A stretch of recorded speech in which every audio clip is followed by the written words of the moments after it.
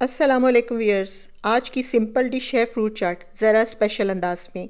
रमज़ान में इफ्तारी के वक्त भी बना सकते हैं और मेहमानों को सर्व भी कर सकते हैं। झटपट तैयार होने वाली एक आसान डिश।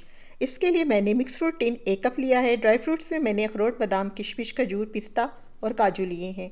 फलों में सेब, अनार, कीवी, केला, किनो, अमरूद और स्ट्रॉबेरी लिया है।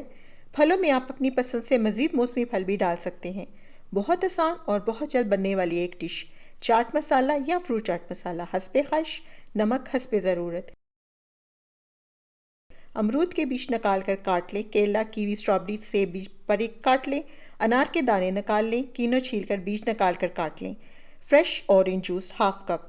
एक सर्व बॉल में जूस शामिल किया और चाट मसाला, नमक शामिल करके इसे मिक्स कर लें।